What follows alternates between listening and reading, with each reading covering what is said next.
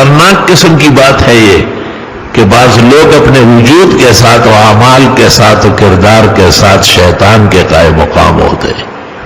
ان کو آپ دینی سانچے کے اندر چیک کریں گے. آپ کے اور ہمارے پاس کوئی اور ترمامیٹر نہیں ہے.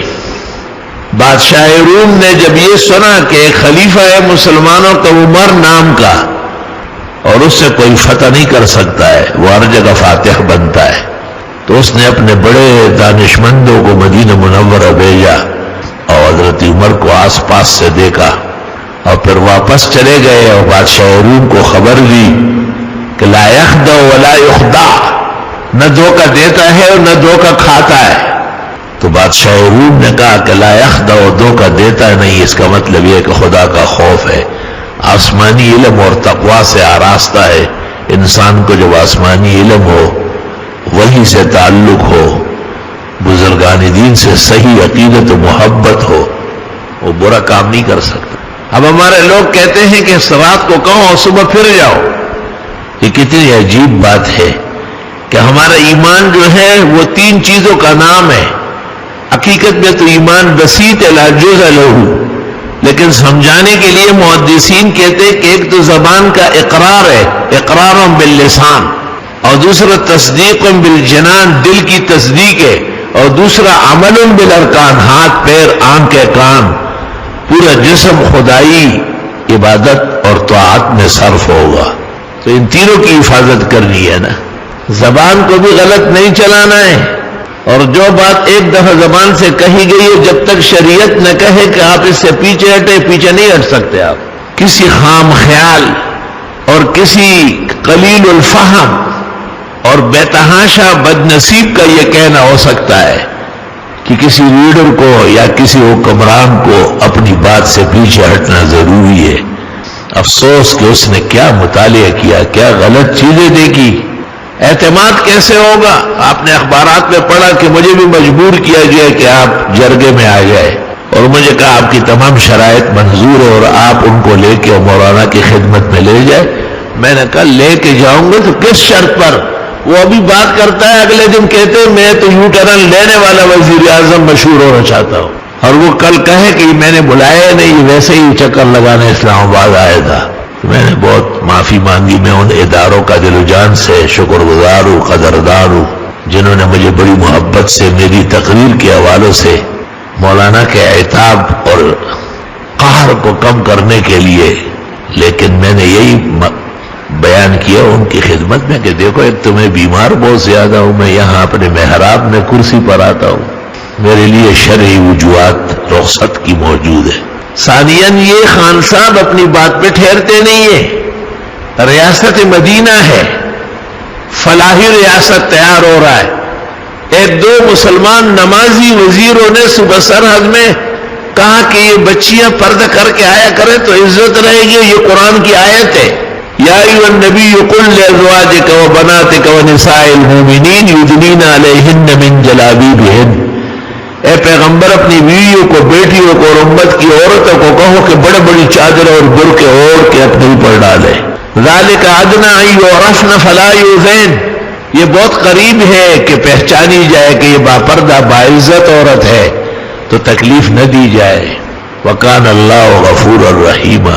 لئن لم ينتهِ المنافقون، اگر منافق اب بھی باز نہیں آئے، والمرجفون فی المدینہ، اور مدینے کے اندر شرارتیں کرنے والے، کئی مدینے کا نام کو غلط استعمال کرنے والے بھی اس وعید میں اور سزا میں شامل نہ ہو. اگر منافق لوگ اور مریض القلب لوگ اور شرارتی لوگ ان پردنشینوں کو بھی چھیڑنے لگے تو اللہ فرماتے میں آپ کو ان پر مسلط کر دوں گا اور پھر ان کو یہاں رہنے نہیں دوں گا، مار مار کے بگاؤں گا. ملعونین، باپردہ اور مسلمان عورتوں کی عزت کو تار تار کرنے والے لعنتی ہے. اینما ثقفوا، جہاں پائے جائے، اخذوا وقتلوا تقتیلا، پکڑے جائے اور کس کے پٹائی کی جائے. مطلب یہ کہ ایک دو وزیروں نے جو اچھے مسلمان تھے اور لیکن اس ابا اور اس نظام کو جس طرح بے عزتی سے ایک ٹکا چار وزیر اعلیٰ نے، جس کی شکل کو دیکھ کر کے شیطان کی شکل یاد آتی ہے، اس نے کس طرح کہا کہ کوئی حق ہی نہیں کسی کو اور عورت ایسی پھرتی رہے. کم از کم یہ کہا جاتا کہ خود بڑے خان صاحب کی اہلیہ وہ باپردہ ہیں. عربی گورنر کو کہاں جدے میں کہ اس کو پیچھے آنے دو, میں نے برقع پہنا ہے. کس مقصد کے لیے برقع ہے؟ فائدہ تو کچھ نہیں ہوا. کم از کم یہ اعلان تو ہو سکتا تھا کہ یہی اسلام کا حکم ہے اور یہی ہمارے پختونوں کی روایت ہے کہ ان کی عورتیں باپردہ ہوتی ہے. لیکن امریکہ کے دباؤ اور مغربی اثر و رسوخ کی وجہ سے شاید ہم اس کو قانون نہ دے سکے اور مسلمان عورتیں اور مسلمان گھرانے پردہ اختیار کرے. یہ اچھا کہو, اتنا بھی کافی تھا. خلافت راشدہ کا نظام بن رہا ہے اور خلافت راشدہ کے نظام میں بینک خالی ہو گئے. اپنے ایک محبوب کو ہٹا کر دوسرے پرائے فرقے کا مخالف پارٹی کے آدمی کو خزانے پہ لا کے بٹھایا اور مقصد صرف ملک کے خزائن کو بیچنا تھا. یہاں تک کہ ان کے ایک ٹیکنالوجی اور سائنس کا وزیر کہتا ہے کہ ہمارے سے کوئی طمع نہ کیا جائے کہ ہم نوکری دیں گے, ہم کسی کو نوکری نہیں دیں گے. ہم تو 400 محکمے ڈسمس کر رہے ہیں. 400 محکمے ڈسمس ہوں گے تو پاکستان 4 صوبے ہیں, اس میں رہ کیا جائے گا.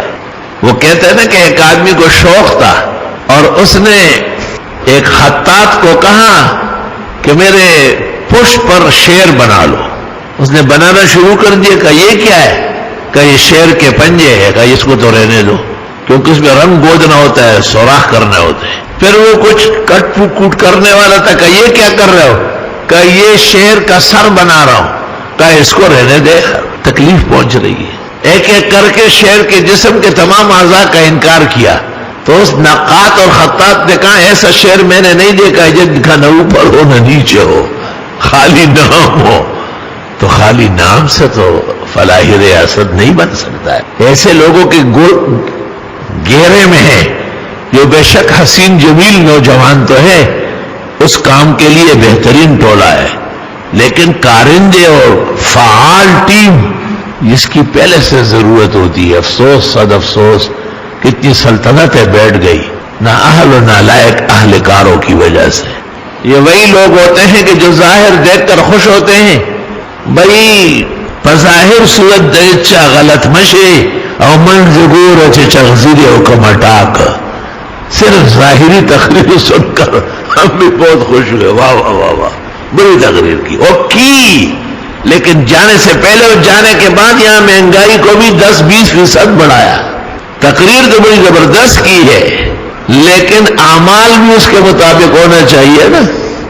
اگر صرف تقریروں سے نظام زندگی چلتا تو پھر حضرت ابوبکر, عمر و عثمان مقرر مشہور ہوتے, وہ انصاف والے و عدل والے مشہور ہوئے. چنانچہ کہتے ہیں حضرت عثمان جب حضرت عمر کے بعد صحابہ نے منتخب کیا اور حضرت عمر کے سامنے, اور ابھی وہ زخمی لیٹے ہوئے تھے, اور حضرت عثمان نے پہلا خطبہ دینا چاہا تو تھوڑے سے پریشان ہو گئے. ایسی کھلی تقریر ہر ایک کا کام نہیں ہے. ایک بہت بڑے بزرگ عالم تھے, استاد العلماء تھے, ان کو شاگردوں نے مجبور کیا کہ آج آپ تقریر کریں گے. ان کی عادت نہیں تھی, وہ جیسے اسٹیج پر آ کے بیٹھ گئے پیچھے گر گئے. دڑو پشائی بڑا کئی اوڑا. اور بعض لوگوں کو اللہ یہ طاقت توانائی عطا فرماتے ہیں کہ وہ اظہار معافی ضمیر بکمال کرتے ہیں. تو حضرت عثمان رضی اللہ تعالیٰ عنہ فقہاء نے لکھا ہے اور مشہور روایت ہے, اگرچہ محدثین اس کو قبول نہیں کرتے, اڑتے جا رہی ہے. حضرت عثمان تھوڑے سے پریشان ہو گئے اور پھر نیچے اترے نماز پڑھانے کے لیے اور فرمایا انتم احوج الی امام فعال احوج منہ الی امام قوال. تقریر سے کام نہیں چلتا, کام کر کے دکھاؤں گا, کام کر کے دکھاؤں. اور دنیا نے دیکھا کہ 10 سال عثمان کی خلافت کس شان و شوکت سے رہی ہے. تو کسی کی قابلیت یا کسی معاملے میں کمال کو وجہ بنا کر کے اس کے وہ قبائح اور کمزوریاں جس سے ملک کا معاش خوف و خطر کا شکار ہو. میں کبھی کبھی اسکرین پر دیکھتا ہوں ایک خاتون جو ہے نا وہ ٹماٹر خریدنے آئی, تورئی بینگن خریدنے آئی, اس کے بعد پیسے گنے تو زاروں قطار رو پڑی. کہنے لگی کہ اور پیسے تو گھر میں بھی نہیں ہے, یہی پیسے تھے اور آپ کہتے 160 روپے کے یہ ہو گئے. اور اسکرین پہ تو ممکن نہیں کہ میں 500 روپے کا نوٹ آگے کروں کہ میری طرف سے لے, ان کو بھی سب پتہ چلتا ہے. لیکن ان کے دل جو ہوتے ہیں وہ لوہے کے ہو جاتے ہیں. دا زنگے نے د شین کانے دا سہارا دے پر زخمی زنگی چی دے انہیں دڑ دے. اس دن ایک گاڑی میں ہم بیٹھے ہوئے تھے اور ساتھیوں نے سفر کے لیے کچھ ادھر ادھر کی چیزیں خریدی. ایک معصوم بچہ فاصلے پر دیکھ رہا تھا تو ہمارے ساتھی جو گاڑی چلاتے انہوں نے کہا وہی اس معصوم کا دل جلس گیا. گاڑی اس کی طرف موڑ دی اور بہت سارے پیسے نکال کے اس کو کہا بچے بیٹے یہ بھی لے لو, آپ بھی اپنے لیے چیزیں خریدیں. یہ رحم دلی, یہ آپس میں شفقت الفت صلہ رحمی, یہ پیغمبر کی سنت ہے. آپ فرماتے تھے افسوس کتنے لوگ آج ہوں گے جو بغیر چھت کے میدان میں سو رہے, اور افسوس کتنے لوگ ہوں گے جو بھوکے پیاسے سو رہے. پیغمبر ہاتھ مروڑتے تھے کہ میں کیسے ان کی مدد کروں. صرف واہ واہ کرنے سے اور دو قدہی کی باتوں سے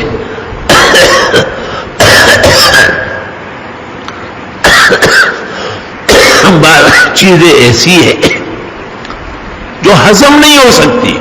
1 کروڑ نوکری دیں گے اور 50 لاکھ گھر دیں گے تو سارے شٹر لوگوں کے 40-50 سال سے کے ایم سی اور کے ڈی او کو پیسے دیتے تھے وہ سب ہوا میں گئے اور وہ گرا دیے گئے. انگریزوں کی عمارتیں نظر آئی تاکہ انگریز آئے تو خوش ہو جائے. یہ فلاحی ریاست مدینہ منورہ تیار ہو رہا. اور اب بات یہاں تک پہنچی کہ باقاعدہ ایک مستقل وزیر اعلان کرتا ہے اور وہ کہتا ہے کہ نوکریوں کے لیے حکومت کو بالکل مت دے کے ہم کوئی نوکری نہیں دیں گے, اور ہم تو 400 محکمے ختم کر رہے ہیں. آپ اپنے لیے خود نوکری ڈھونڈے, ہم نے آپ کو اچھا ماحول دے دیا, منڈی میں گھومتے رہو کوئی چیز خرید نہیں سکو گے. تو میرے عزیزوں اور بھائیوں بہت ہی مشکل میں ہم پھنس گئے. اور ہاں وہ واقعہ رہ گیا وہ یہ کہ حضرت عمر نے حج کے موسم میں مینا میں سنا کہ لوگ کہتے ہیں کہ عمر کے بعد کوئی خلیفہ بنے ہم دیکھیں گے. حضرت عمر نے صحابہ سے کہا اکٹھے ہو جاؤ میں اس کو بھی سیدھا کرتا ہوں. حضرت عبد الرحمن ابن عوف نے کہا کہ آرام سے رہے, یہ ہر طرح کے لوگوں کا اکٹھ ہے. آپ کی قدر و منزلت آپ کی بیش بہا کلام کو غلطی پر محمول کر لیں گے, سنبھالنا مشکل ہو جائے گا. ان تقریروں کا یہ وقت نہیں ہے. چنانچہ حضرت عمر نے ان کی بات مان لی اور مدینہ منورہ پہنچنے کے بعد ایک رات کو عشاء نماز پڑھانے آ رہے تھے, اور جس انداز سے انہوں نے کپڑے پہنے تھے اور پگڑی باندھی تھی, عبد الرحمن ابن عوف نے ساتھیوں سے کہا آج اس سوال کا جواب دینے آئے ہیں. وہی تقریر شروع کر دی. موقع محل کو دیکھ کے بات کرنا اور صحیح مشورہ دینا یہ رفقا کا بہت فریضہ ہے. میں اس قسم کے لوگوں کے نرے جذبات کا بھی قدردان ہوں کہ چلو اسلام کا نام تو لے رہے ہیں مدینہ منورہ کا, اور انہی کے لوگ کہتے ہیں کہ جی مذہبی کارڈ استعمال نہ کرے. کتنی عجیب بات ہے. جب الیکشن کے زمانے میں الیکشن کمیشن نے کہا کہ فقہ کا نام نہ لیا جائے تو یہ شخص اول تھا جس نے کہا کہ الیکشن کمیشن پاگل ہو چکا ہے. میں سپریم کورٹ کے چیف جسٹس سے افتخار سے درخواست کرتا ہوں اس کو اریسٹ کرے. ہمارا ملک بنا تھا پاکستان کا مطلب کیا لا الہ الا اللہ, اور میں تو ہر تقریر میں ایاک نعبد و ایاک نستعین پڑھتا ہوں. تو آج آپ بھی علماء اور اولیاء اور صلحاء کی بات قبول کر لیں, ملک ایک بڑے بحران سے اور بڑی تباہی سے بچ جائے گا. باقی احوال ملک کے ہر طرح ہوتے ہیں.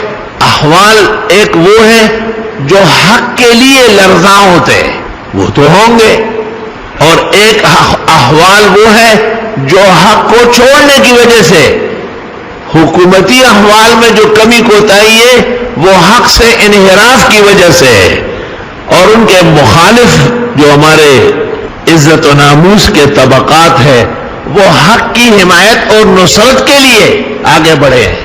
کون روڈ پہ کھڑا ہو سکتا ہے؟ ایک عالم دین فرشتہ صفت, ایک ولایت کے اوصاف و خصال کا آراستہ پیراستہ, اس کا کیا کام ہے کہ وہ راستے میں بیٹھتا ہے؟ ان کے کتنے کارخانے اور فیکٹریاں چلتی ہے, نام نشان نہیں ایسی چیز کا, لیکن ہم سے پرایا غم نہیں دیکھا جاتا, اور تکلیفیں تو سب کو پہنچ رہی ہے. تکلیفیں سب کو پہنچ رہی ہے. تو میں وزیر اعظم سے درخواست کرتا ہوں اور بہت ہی محبوب رہا ہے میرا، اور میں شکریہ ادا کرتا ہوں کہ وہ میرے ساتھ مولانا کی خدمت میں جانا چاہتے تھے، لیکن چونکہ دو خوف تھے، ایک خوف یہ کہ سابقہ زندگی دلیل ہے آنے والی زندگی کی، وہ بہت کمزور گزر رہی ہے، اور دوسرا یہ کہ میرے پاس کوئی فارمولہ نہیں ہے، مجھ میں وہ صلاحیت و استعداد نہیں ہے کہ اس کو اس کے کہے ہوئی بات پر کیسے ٹھہراؤں۔ یہ بڑا مشکل مسئلہ ہے۔ وہ کہتے ہیں میں یو ٹرن لینے والا وزیر اعظم مشہور ہو جاؤں، میری عزت ہے، یہ 1 کروڑ نوکریاں دینے والے کہے کہ نوکری کے لیے ہماری طرف دیکھے ہی نہیں، اور 50 لاکھ گھر دینے والے وہ کہتے ہیں یہ جو سیلانی والے کھانا پکا رہے جاؤ ان کے ساتھ مل کے پلیٹ خود بھی ہاتھ میں لے لی۔ نامناسب بات ہے، اور مومن مسلم تو صدق کے ساتھ خوبصورت ہے۔ یا ایھا الذین آمنوا اتقوا اللہ وکونوا مع الصادقین، اے ایمان والو اللہ سے ڈرو اور سچوں کے ساتھ ہو جاؤ۔ اس درمیان میں نے یہ بات بھی کہی، اگرچہ میں اس کو سنبھال نہ سکا، کہ اتنی بڑی بڑی غلطیاں لوگ کیوں کرتے ہیں؟ ایسا لگتا ہے کہ کہیں بد دعا لی ہے، کسی عالم دین کا تمسخر کرنا، اس کے پیچھے باتیں بنانا، غلط القاب سے اس کو یاد کرنا۔ اگر وہ ایسا نہیں ہے تو آپ نے اس پر تہمت لگائی، اور اگر وہ ایسا ہے تو آپ نے اس کی غیبت کی۔ دونوں میں جرم بہت سخت ہے، اور حکومت کے لیے کیا مشکل ہے، وہ غلط القابات اور اوصاف نہ دے، اس کو کٹہرے عدالت میں کھڑا کرے کہ یہ جرائم آپ نے کیے، جواب دے۔ وہ جو کٹے کیے ہیں ان کی طرف سے کوئی ابھی تک ان پر بلیم ثابت نہیں ہو رہا ہے۔ وہ ایک جاننے والا ہے، اچھے کپڑے سیتا ہے، لیکن ہے بہت شیطان، شیطان بھی اس سے پناہ مانگتا ہے۔ تو ایک دفعہ اس کا بھائی تھا اور عالم دین تھا، اور ایک بہت بڑے جامع مسجد کا خطیب تھا، فارغ التحصیل تھا علوم سے، اس کے بارے میں اشتہار لکھا کہ یہ مولوی زنا کرتا ہے۔ اس کے بعد وہ اشتہار مجھے بھی کوئی لایا کہ دیکھو یہ فلاں کے بارے میں دیکھا تو نیچے کچھ بھی نہیں۔ میں نے اس شخص کو بلایا، وہ تہام و قذاف کو، میں نے کہا نیچے تو کچھ بھی نہیں ہے، کہا ہے ہی نہیں کچھ، لیکن میں نے کہا چلو کچھ لوگوں کے دل میں شک آ کر کے اس کے پیچھے نہ دیکھے، ایسا شیطان پھر کبھی دنیا میں ہے، ایسا ہونا آسان کام نہیں ہے۔ وہ کہتے ہیں نا کہ ایک عدالت میں کیس چل رہا تھا، اور وکیل کو کلائنٹ نے کہا کہ آسان طریقے سے مجھے بری کرا دو۔ اس نے کہا کہ ایک بات کی پابندی کرنی پڑے گی آپ کو، اور وہ یہ کہ جج آپ سے پوچھے گا کہ یہ زمین آپ کی ہے تو آپ اس کو کہے کہ 3-5، وہ کہے گا آپ کا نام کیا ہے، کہا 3-5، کہا آپ صحیح بات کیوں نہیں کرتے، کہا 3-5، کہا آپ کو جیل بھیج دیتا ہوں، کہا 3-5۔ عدالت میں اس نے 3-5 کی بارش کر دی۔ مجسٹریٹ کو غصہ آیا اور اس نے پولیس سے کہا پاگل کو پکڑ کے لائے ہو، اس کو 3-5 کے علاوہ کچھ آتا ہی نہیں ہے، کیس ڈسمس، نکلو یہاں سے۔ جب باہر نکلا تو وکیل صاحب دوڑتے ہوئے آئے کہ میرا فیس، کہا 3-5، کہا وہ تو میں نے سکھایا تھا، کہا 3-5، کہا میرے ساتھ بھی وہی ہو رہا ہے، کہا 3-5، بس 3-5 کرتے ہوئے سیدھا اپنے گھر گیا۔ یہ 3-5 والے پینترے چلنے والے نہیں ہیں، اس میں پینتر باز آخرکار پس جاتا ہے، اور اس طرح چالاک پرندہ ہمیشہ دونوں ٹانگوں سے پستا ہے۔ ہم کسی کے پسنے نقصان پہ راضی نہیں ہے، ہم ان کے لیے بھی دعائے شرف اور عزت کے قدردان ہیں، لیکن ملک کا مسئلہ، ملکی مفاد کا تحفظ، معاش اور اقتصاد بچانا اور ملک کے سرحداتوں کو محفوظ کرنا، اس کے لیے حکومتیں بنتی ہے۔ اگر حکومت معاش میں تنگی پیدا کرے اور ملک کی سرحدات کو دشمن قریب چیلنج کرنے تیار بیٹھا ہو تو میں نہیں سمجھتا ہوں کہ ایسا ملک دیر تک چلے۔ اور حب الوطن من الایمان، اپنے وطن سے محبت کرنا وہ حدیث رسول نہیں ہے، لیکن عقل مند کا مقولہ ضرور ہے۔ اللہ پاک پاکستان کی حفاظت فرمائے، جو حق کی نصرت اور حمایت کے لیے آگے بڑھتے ہیں اور مختلف تدابیر استعمال کرتے، رب العالمین انہیں بھی حدود شرع میں آداب شرع کا پابند بنائے، ان سے اور ہم سے کئی بھی غلطی نہ کرائے، عہد و پیمان کا اللہ مسلم کو پابند بنائے، اور جو موجودہ حالات ہے اللہ رب العالمین اپنے فضل و احسان سے درست فرمائے۔ وآخر دعوانا